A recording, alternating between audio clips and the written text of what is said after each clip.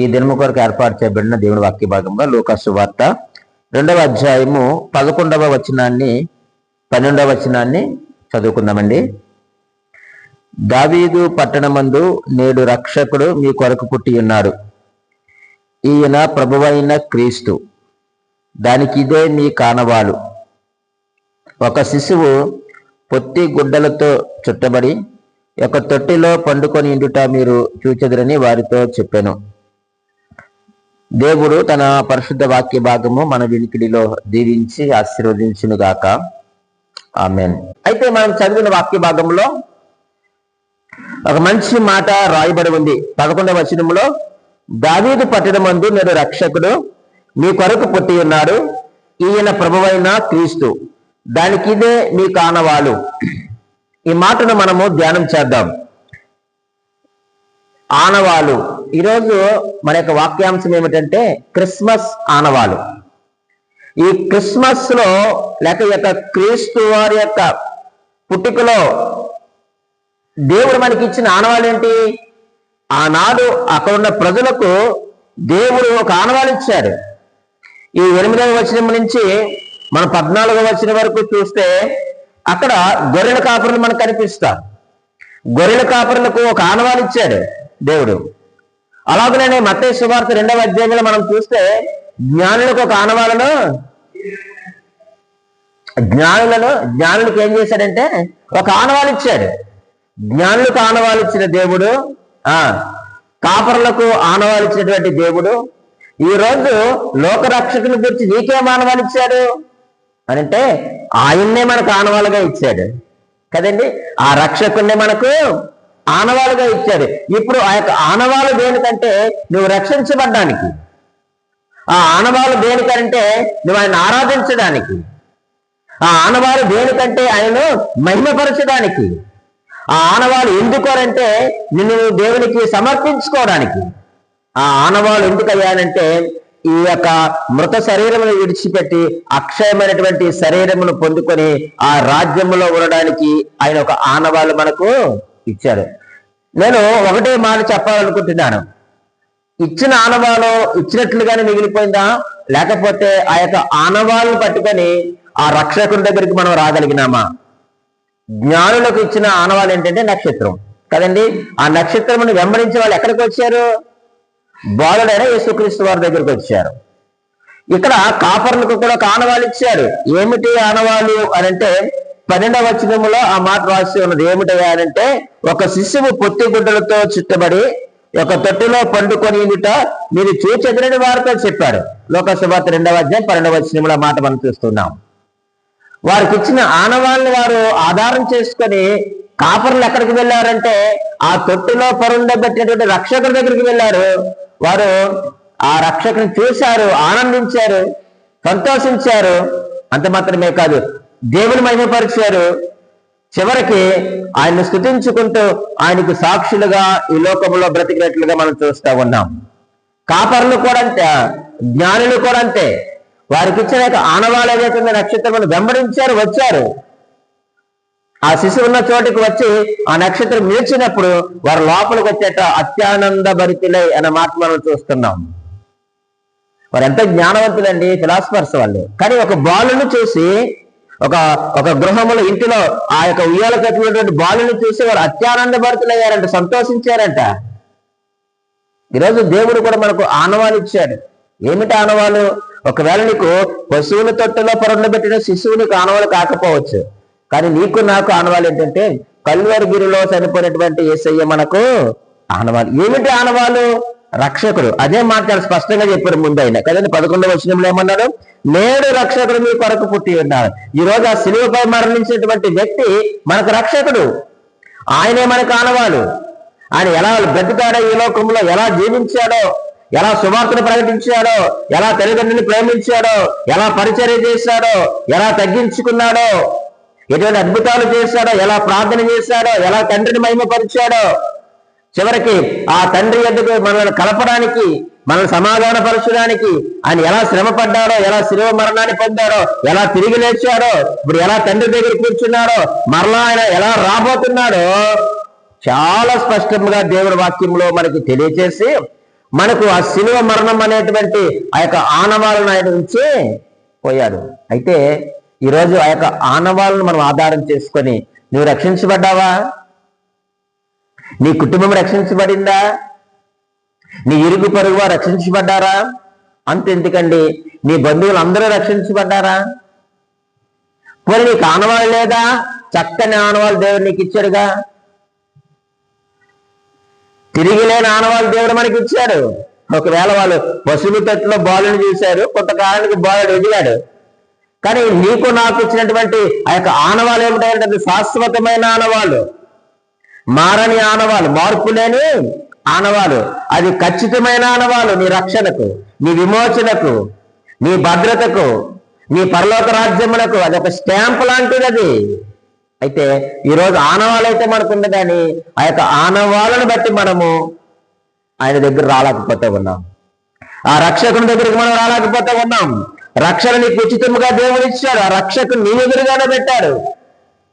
నేను రక్షించడానికి తన ప్రాణాన్ని పెట్టి తన రక్తాన్ని చిందించాడు. నిన్ను నమ్మ తన కుమారుని లోకంలోనికి పంపించాడు. నిన్ను అడగకుండగా నిన్ను నమ్మి ఆయన ఏమి లోకానికి పంపించలేదు యేసుక్రీస్తు వారిని. తన కుమారుని యొక్క శిలువ మరణము ద్వారా మనం ఆయన నమ్మి దేవుని యొక్క నమ్మకాన్ని మనం నిలబెడతామని తన కుమారుని లోకంలోనికి పంపించాడు. ప్రియమైన వాళ్ళారా, అది మనకు ఆనవాలి. ఈరోజు అది మనకు శాశ్వతమైన, నీకు ఇంకా మార్పు లేని, అనుమానం లేనటువంటి ఆనవాళ్ళు ప్రభువు నీకు ఇచ్చారు. ఆ రోజు ఏంటంటే రక్షకుడు పుట్టాడని, రాజు పుట్టాడని వాళ్ళు అనుకున్నారు. కానీ ఆ రక్షకుడు, రాజు ఎలాగుంటాడో మనకు చూపించాడు శిలువ మరణం పైన కదండి. ఆ శిలువ మరణం పైన మనకు చూపించాడు. ఈరోజు ఆ రక్షకుడుగా ప్రాణం పెట్టాడు.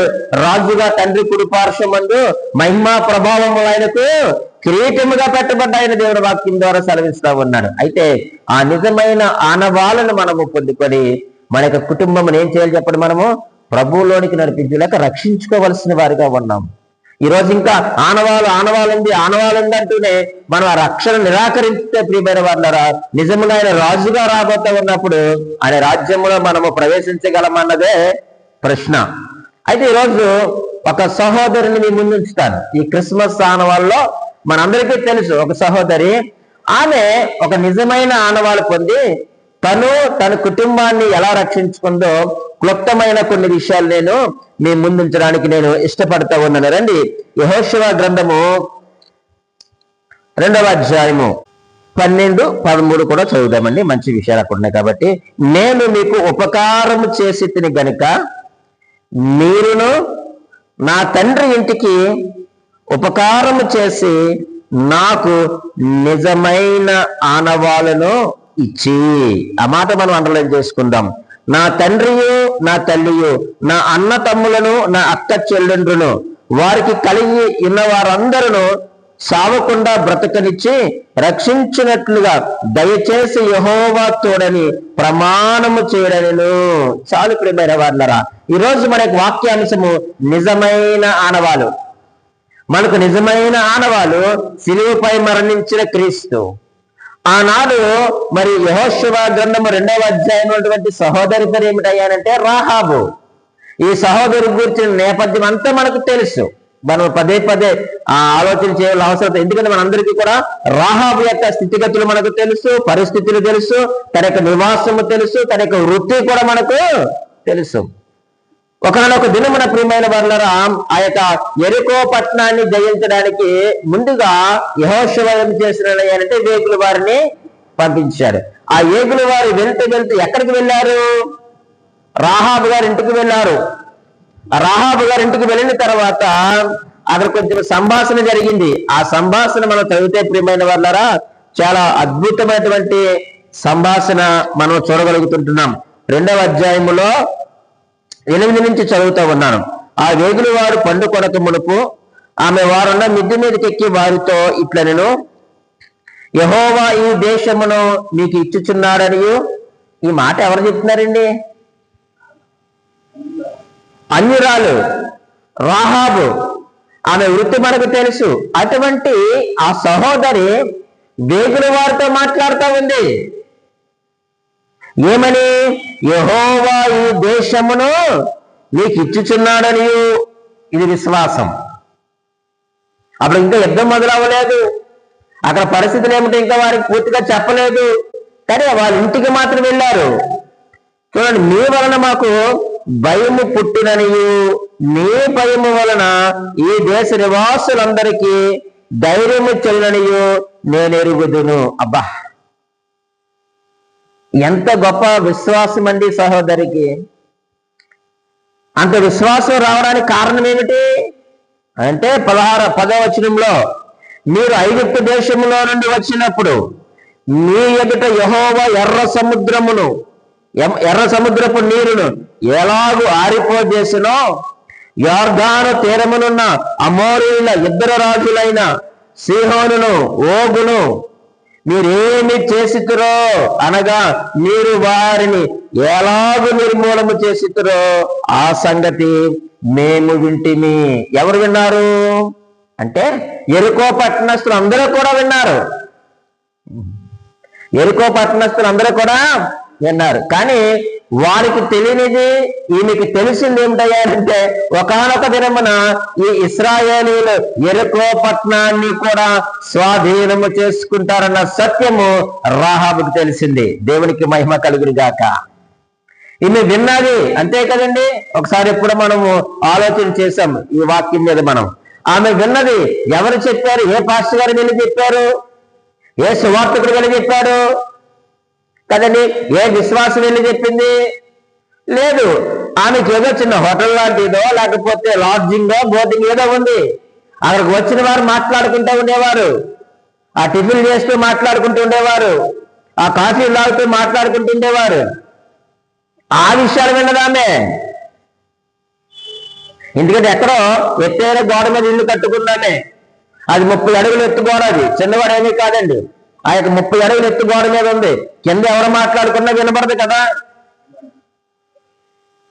కానీ ఏమంటున్నాయా అంటే, మేము వింటిని.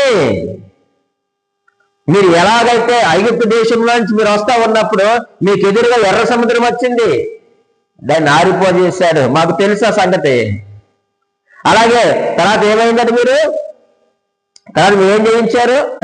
యొర్దాను తీరం ఉన్నటువంటి అమోరీని మీరు ఎలా ఓడించారు? ఇద్దరు రాజుల్ని, ఓగు సీహోనుని మీరు ఎలా ఓడించారో, వారిని ఎలా నిర్మూలన చేశారో మాకు తెలుసు, మేము వింటిమి అంటూ 11వ వచనం అంటుంది, మేము వినినప్పుడు మా గుండెలు కరిగిపోయెను.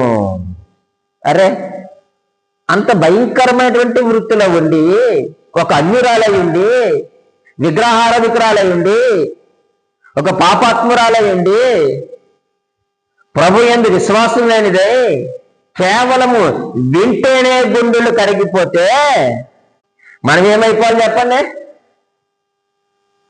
ఆవిడ కరిగిపోయింది, మనమైతే మెల్ట్ అయిపోవాలి. ఇంకా ఇంత వాక్య పరిచయం మీకు అందించబడుతూ, లేఖన సత్యాలు మీకు వివరించబడుతూ, దేవుని పరిశుద్ధ గ్రంథాన్ని దేవుడు మీ చేతికి అప్పగించి ప్రతిరోజు చదువుతున్నటువంటి నీవు నేను ఏమైపోవాలి? ఇంకా అపవిత్రతకు చోటు ఎక్కడ ఉంటుంది? ఇంక మనలో అవిధేయతకు చోటేది? ఎందుకు ఇంకా దేవుడికి ఆయాసకరంగా మనం బ్రతుకుతున్నాం అంటే, మనము వినువారు మట్టుకు మాత్రమే వింటున్నాం అంతే. కానీ ఈమె హృదయంలో నాటుకుపోయింది దేవుని కార్యాలు. అన్యురాలండి, అన్యురాలు, విగ్రహారాధన చేసుకునేవారు, భయంకరమైన పరిస్థితుల్లో జీవిస్తున్నటువంటి ఈమె గుండెలు ఏమైపోయాట? కరిగిపోయాయి.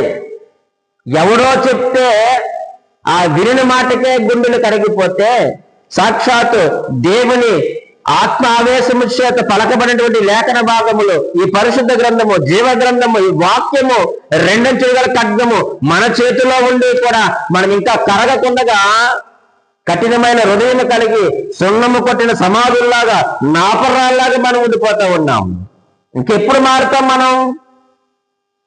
ఆమె హృదయం కరగడమే కాదండి, ఆ కరిగిన హృదయములో తన కుటుంబాన్ని రక్షించుకుంది. ఈరోజు నీ హృదయం నా హృదయం కరిగితే ఎందుకు మన కుటుంబం ఇంకా రక్షించబడలేదు, ఎందుకు మనం సంపూర్ణ రక్షణ అనుభవానికి మనం రాలేదు అనంటే మనం వినుటకు వింటున్నామంటే, వినాలి కాబట్టి వింటున్నాం, ఆనవాయితీగా దేవుని మందిరానికి వస్తున్నాం. దేవుడు దీన్ని బట్టి హర్షించడండి. ఎలా నమ్ముతాడు దేవుడు నిన్ను? నమ్మడం, దేవుడు నమ్మడం. ఈ మాటలు చదువుతా ఉన్నప్పుడు ప్రియమైన వాళ్ళారా, అరే ఒక అన్యురాలే, దేవుడు అంటే తెలియనిదే, ఎవరో మాట్లాడుకునే మాటలు వింటేనే ఇంతలా కరిగిపోయింది. నిజంగా ప్రతిరోజు సమాజం మందిరానికి వెళ్తే ఇంకెంత భక్తి పర్వాల్లో మారిపోను. కానీ ఈరోజు మనం ఏ మాటలు వింటున్నాం? మనం నిజంగా దేవుని మాటల కంటే లోకానుసరమైన మాటలు మనం ఎక్కువ వింటున్నాం, వ్యర్థమైన మాటలు మనం ఎక్కువ వింటున్నాం ఈరోజు. కాబట్టి మన హృదయాలు కరగవు. ఎందుకు కరుగుతాయి? నువ్వు ప్రతిదినము ప్రతిరోజు దేవుని మాటలు, దేవుని వాక్యము నువ్వు వింటూ మాట్లాడితే, ధ్యానిస్తే ఎందుకు కరగకుండా మన హృదయం ఉంటుంది చెప్పండి? ఎప్పుడెప్పుడో విన్న మాటలకి హృదయం అంత కరిగిపోతే ప్రతిరోజు వింటున్న మన హృదయం ఏమైపోవాలి చెప్పండి? కానీ ఎంత మాట ప్రియమైన వారులారా, ఆమె అంటుందండి, నేను వినినప్పుడు మా గుండెలు కరిగిపోయెను. మీ దేవుడైన యెహోవా పైన ఆకాశమందును క్రింద భూమి యందును దేవుడే. దేవునికి మహిమ కలుగును గాక. అన్యరాలు సాక్ష్యం. ఈరోజు మనం అందరం ధన్యులమే, కానీ మన సాక్ష్యం ఏది? మనం ధన్యులమే, క్రీస్తు రక్తములో కడగబడిన మనము ధన్యులం. క్రీస్తు రక్తములో కొనబడి దేవుని సొత్తుగా రాజులైన యాజక సమూహముగా చేయబడిన మన సాక్ష్యం ఏది? ఈరోజు నిజముగా నువ్వు దేవుణ్ణి లోకానికి ప్రదర్శించగలుగుతున్నావా? నువ్వు లోకానికి చూపించగలుగుతున్నావా? లోకములో ప్రభావవంతమైన జీవితాన్ని జీవించగలుగుతున్నావా? నాకు అనిపించింది, ఈ మాటలు వేగుల వారు విన్నప్పుడు ఏమైపోయి ఉంటారంటారో, ఊరే ధర్మశాస్త్రం మన చేతుల్లో ఉండి మనమే ఇంతలాగా ఉండలేకపోయాము. ఏ ధర్మశాస్త్రం లేనటువంటి సహోదరి ఏంటి ఇంత పెద్ద మాటలు మాట్లాడుతుంది? ఎన్నో సంవత్సరాలు అనుభవం ఉన్నట్టు మాట్లాడుతుందేంటి? ఐగుప్తుని చరిత్ర చెప్పేస్తుందేంటి? ఎర్ర సముద్రం చరిత్ర చెప్పేస్తుందేంటి? అమూల్యులకు మనం చేసిన చరిత్ర చెప్పేస్తుందేంటి? అమ్మో అని అనుకుని ఉంటారు వాళ్ళు ప్రియమైన వాళ్ళారా. అంతే కదండి. అప్పటికి వీళ్ళ చేతిలో ఏముంది? ధర్మశాస్త్రం ఉంది. దేవుడు మోషేకి ఇచ్చిన ధర్మశాస్త్రాన్ని యెహోషువకి ఇచ్చాడు. వీళ్ళ దగ్గర ధర్మశాస్త్రం ఉంది, వాక్యం ఉంది. కానీ ఆమె చెప్పే మాటలో 10 ఆజ్ఞలు ఏమైనా చదివిందంటారు ఈమె? 10 ఆజ్ఞలు ఏమైనా చదివిందండి ఈ సహోదరి? లేదు. అంటే వీళ్ళు పూజిస్తున్నా లేకపోతే ఆరాధిస్తున్నటువంటి ఆ ప్రతిమలు, విగ్రహాలు ఏదైతే దేవుళ్ళని అనుకుంటున్నారో వీళ్ళందరికంటే యెహోవా శక్తిమంతుడిని ఎవరికి అర్థమైంది? అన్యురాలైన రాహాబు గారికి అర్థమైంది దేవుని యొక్క. ఎందుకంటే ఇన్ని సంవత్సరాలు ఆమె ఆ భక్తిలో ఉన్నా ఆ దేవుళ్ళు ఏ కార్యం చేయలేదు. చేశారా? ఏ ఎర్ర సముద్రాన్ని వాళ్ళు పాయలు చేశారు చెప్పండి? ఏ యోర్దాన్ని ఎండగట్టారు వాళ్ళు? లేదు కదా. అసలుకే భయానకమైన అమోరీల మీద ఎవరు గెలవలేరు. కానీ ఎప్పుడైతే ఈ కార్యము యెహోవా చేశారని విన్నదో ఈమె దృష్టి వీళ్ళకంటే యెహోవా మీద ఎక్కువ ఉందా మీకు? దేవుడు సరైన సమయాన్ని చూసి వేగుల వారిని పంపించాడు ఒక కుటుంబాన్ని రక్షించడానికి. చూసారా? ఎవరు లేరటండి? ఆ ఎరుకోలో ఎవరు లేరా? ఆ యొక్క వేసేటటువంటి రాహాబు ఒక్కతే ఉంది అక్కడ, స్త్రీలు ఇంకెవరు లేరు అక్కడ. మరి ఎందుకు ఆమె దగ్గరికే దేవుడికి పంపించాడు? వినుట వలన. అది ఆమె విశ్వాసిగా మార్చబడబోతా ఉంది. అందుకే దేవుడు వేగుల వారిని ఎక్కడ పంపాడు చెప్పండి? ఆ సహోదరి దగ్గరికి పంపించాడు. మరి మన దగ్గరికి ఎవరు పంపించాడు? సాక్షాత్తు తన కుమారుని యేసుక్రీస్తు వారిని లోకానికి శరీరధారిగా పంపించాడు కదా. అవునా కదంటారా? మరి ఏది మరి మన విశ్వాసం? ఏది మరి మన మార్పు? ఏది మన జీవితాల ప్రత్యేకత?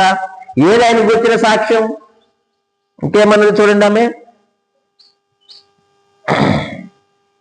ఆకాశమందును క్రింద భూమి యందును దేవుడే, మీ ఎదుట ఎట్టి మనుషులకైనను ధైర్యం ఏమాత్రము ఉండదు. అబ్బా,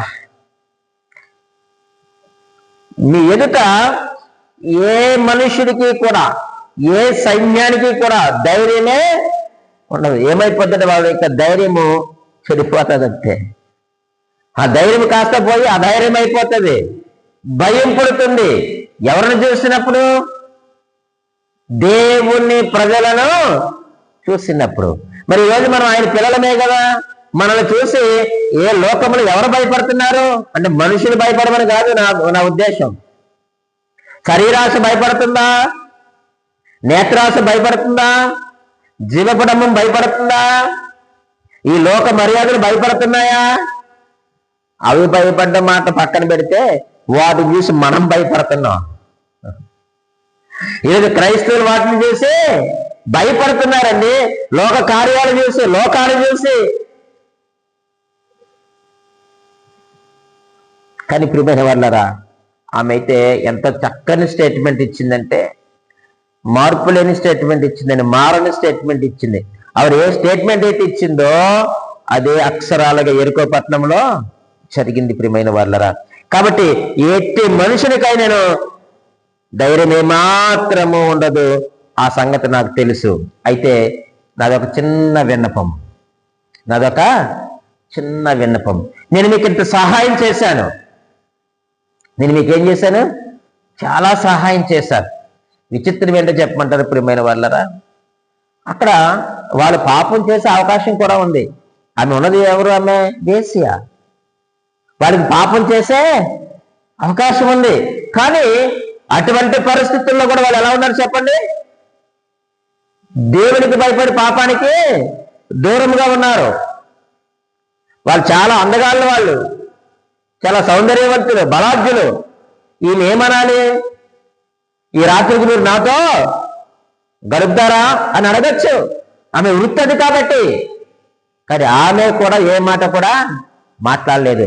వాళ్ళు ఎవరో తెలియగానే దేవునికే కదండి, దేవుడు పంపించిన మనుషులకు కూడా ఆమె భయపడింది.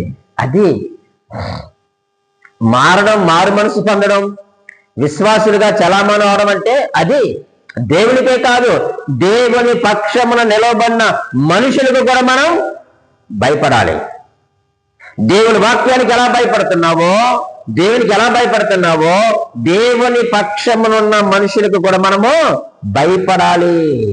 భయపడింది ప్రియమైన వాళ్ళ. భయపడి ఆమె అంటుంది 12వ వచనంలో, నేను మీకు ఉపకారం చేసి తిని గనుక, నేను మీకు చాలా ఉపకారం చేశాను.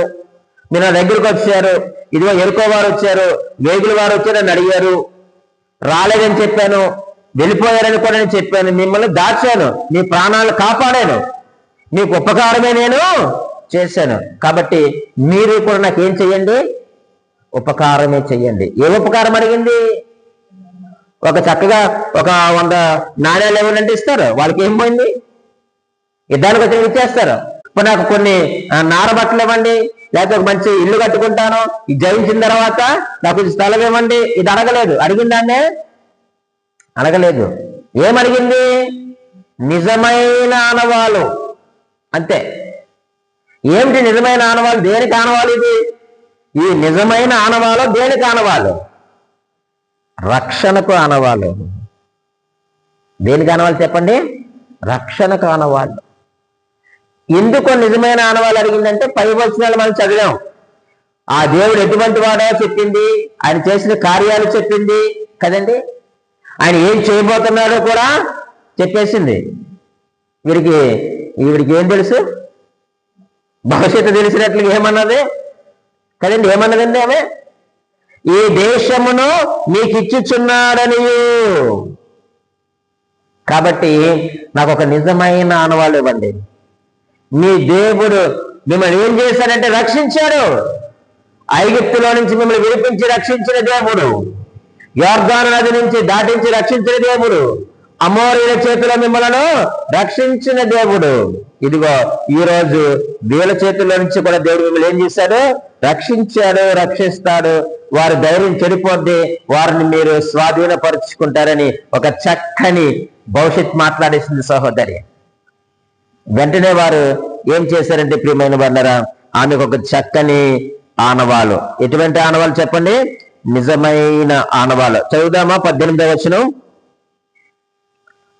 నీవు మమ్మును దించిన ఈ కిటికీకి ఈ ఎర్రని దారమును కట్టి నీ తండ్రిని, నీ తల్లిని, నీ అన్నదమ్ములను, నీ తండ్రి ఇంటి వారందరినీ నీ ఇంట చేర్చుకొనుము అన్నాడు.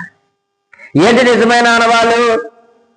ఎర్రని తొగర దారం. అంటే ఈ ఎర్రని దారము దేనికి సాదృశ్యం అంటే యేసు క్రీస్తు వారి యొక్క బలికి సాదృశ్యముగా కనిపిస్తా ఉంది.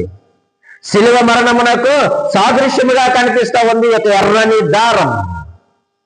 కాబట్టి నువ్వు మమ్మల్ని ఏ కిటికీ గుండా అయితే కిందకి దించినావో అదే కిటికీకి నేనేం కట్టాలి? ఎర్రని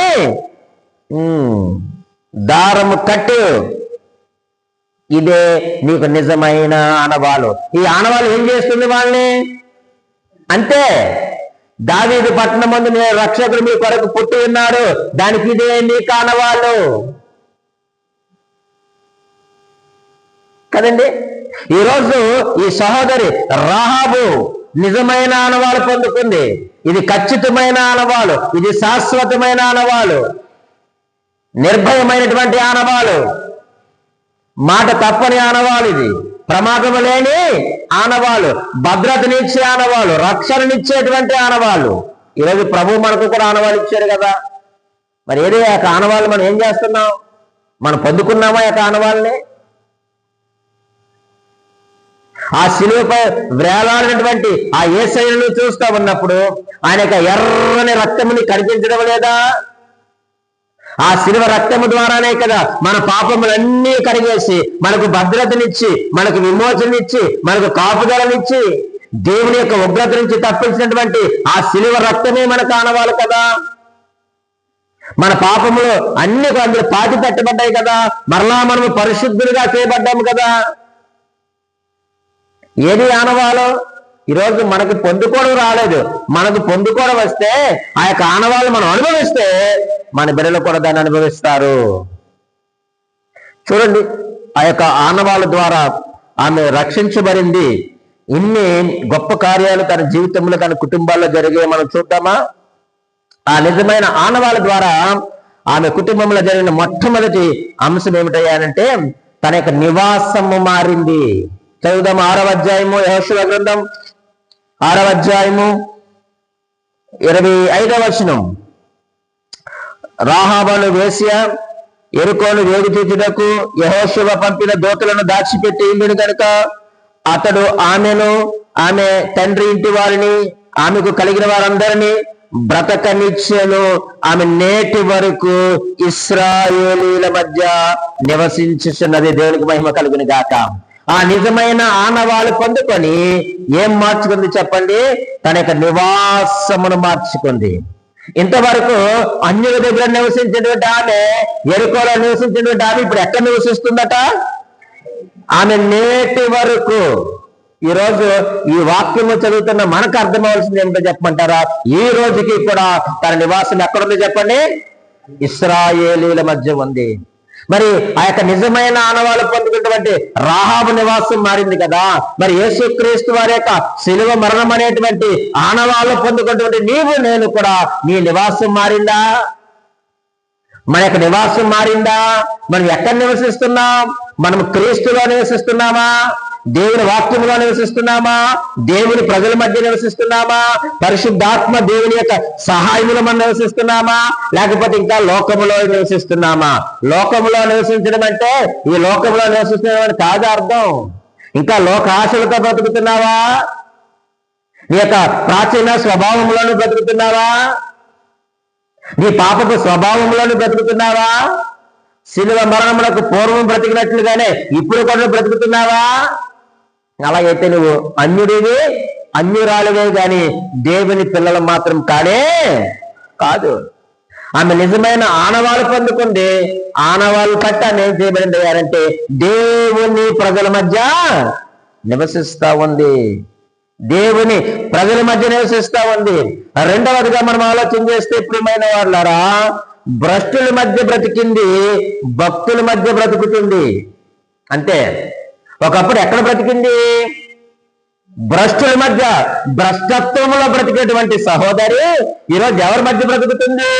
భక్తుల మధ్య బ్రతుకుతుంది, దేవుని ప్రజల మధ్య బ్రతుకుతా ఉంది. కారణం ఏమిటంటే తనకి ఇవ్వబడిన ఆనవాలు, ఆ ఆనవాళ్ళు విడిచిపెట్టలేదండి. తన ఇంటికి కట్టుకుంది, ఆ ఇంటి కిటికీకి తన యొక్క ఆనవాళ్ళు కట్టుకున్న కారణం చేత ఆమె నేటికి ఇశ్రాయేలు మధ్య నివసిస్తా ఉంది. భ్రష్టుల మధ్య బ్రతికే సహోదరి భక్తుల మధ్య.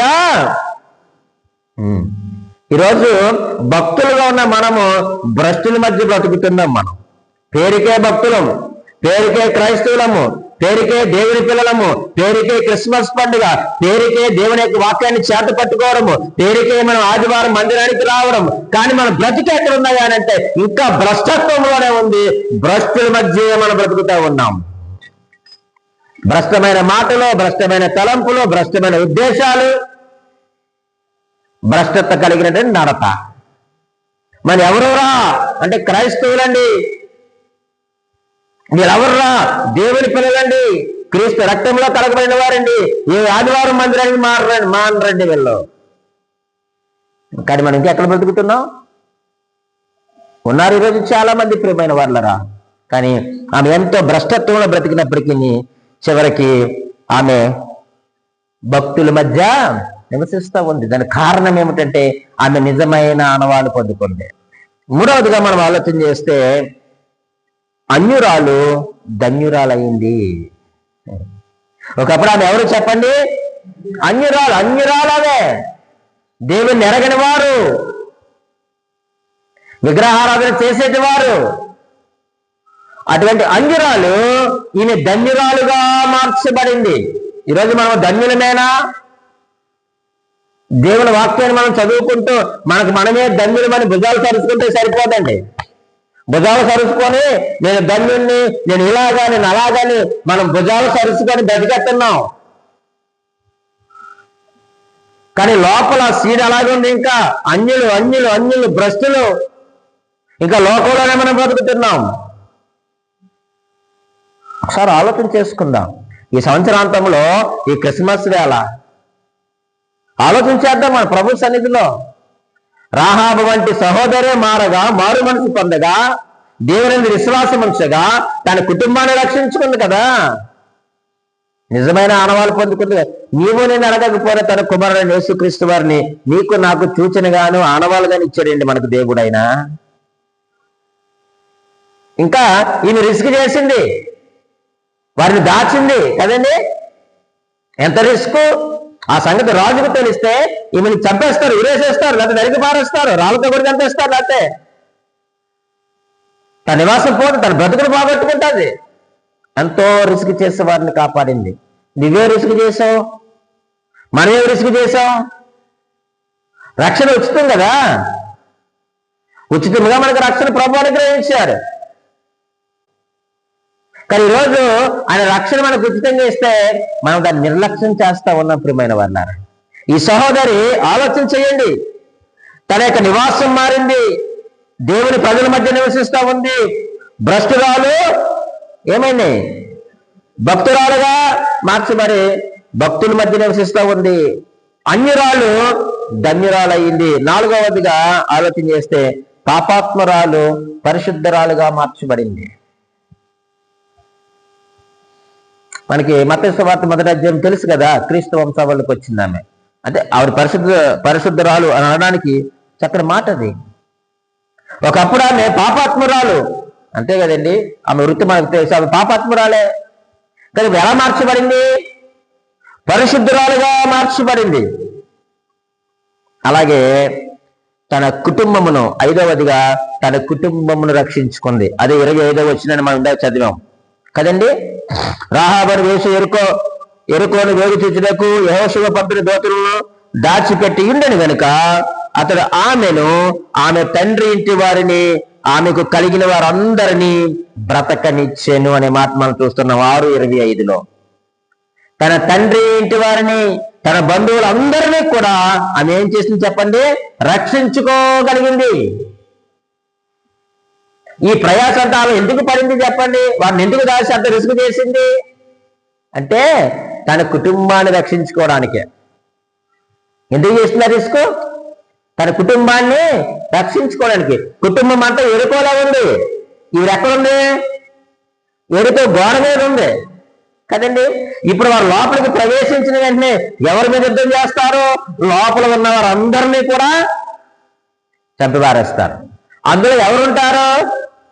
వీళ్ళ కుటుంబం కూడా ఉంటుంది కదా. తండ్రి, అమ్మ, చెల్లి, అక్క, బావ, మరదలు అందరూ ఉంటారు. వాళ్ళందరూ ఏమైపోతారు? సంహరించబడతారు, చంపివేయబడతారు.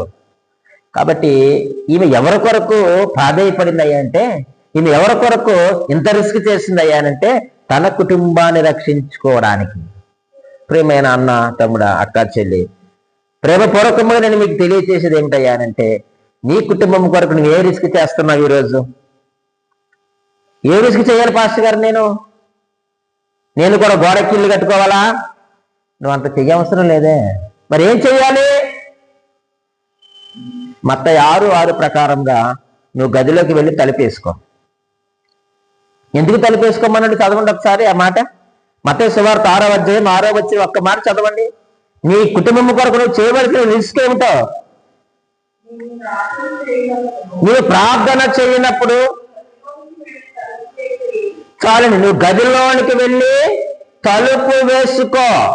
నీ కుటుంబం కొరకు నువ్వు చేయవలసిన రిస్క్ ఏమిటయ్యానంటే గదిలోనికి వెళ్ళి తలుపు వేసుకో, చాలంతే. ఎందుకు వేసుకోవాలి తలుపు? ప్రార్థన చేయడానికి.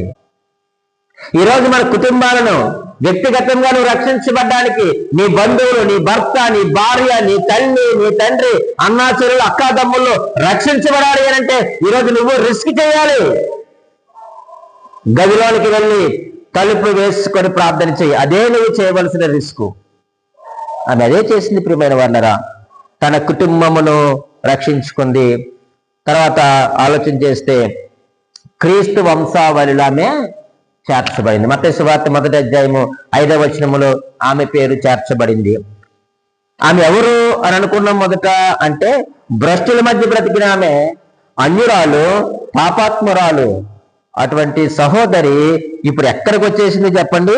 క్రీస్తు వంశావళిలో ఆమె చేర్చబడింది. ఉందండి 1వ అధ్యాయము 5వ వచనంలో ఉందా తన పేరు? వంశావళిలో రాశాడ దేవుడు, రాయించాడు. ఈరోజు మన పేరు జీవ గ్రంథంలో ఉందా? ఇదొక ప్రశ్న. ఈ సంవత్సరాంతంలో మన పేరు జీవ గ్రంథంలో ఉందా? ఎంతమంది పేర్లు ఉన్నాయి? చేతులు ఎత్తండి అంటే ఎత్తగలవా? మనం సంశయిస్తాం, ఆలోచిస్తాం. మోషే అన్నాడు, నువ్వు ఈ ప్రజలతో నువ్వు రాకపోతే, నువ్వు వీళ్ళని ఏమైనా చేస్తే నీ జీవ గ్రంథంలో నుంచి. ఎంత గొప్ప మాట అండి! ఎంత గొప్ప విశ్వాసం అండి మోషేది. ఫిక్స్ అయిపోయినా ఏంటి? జీవ గ్రంథంలో ఆయన పేరు ఉందని. అది అందుకే నా ఇల్లు అంతట్లో నమ్మకమైన వాడు మోషే అన్నాడు. నేను స్నేహితుడితో మాట్లాడేట్లుగా ముఖాముఖిగా తనతో మాట్లాడినాడు దేవుడు. ఈరోజు మనం ఎందుకు ఆ విశ్వాసం లేదు మనకు? నా పేరు జీవ గ్రంథంలోంచి తీసే ప్రభుని అనగలవా మనం? అసలు ఉందా? కానీ క్రీస్తు వంశావళిలో ఎవరు చేర్చబడ్డారు? అన్యురాలు, ఒకప్పుడు భ్రష్టురాలు కదండి, ఒకప్పుడు పాపాత్మరాలు. ఇటువంటి జీవితాన్ని జీవించిన ఆమె క్రీస్తు వంశావళిలో చేర్చబడిందంటే నిజంగా వాట్ ఏ వండర్ఫుల్. మనము కూడా ఇటువంటి సాక్ష్యాన్ని కలిగి ఉండాలి. తర్వాత మనం ఆలోచన చేస్తే ప్రియమైన వాళ్ళారా, విశ్వాస వీరుల జాబితాలో చోటు దొరికింది ఆమెకి.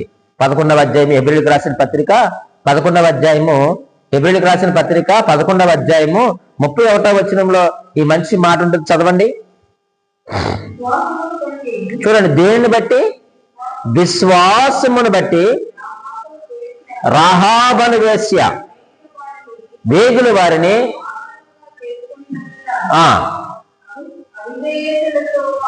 అవిధేయతలతో పాటు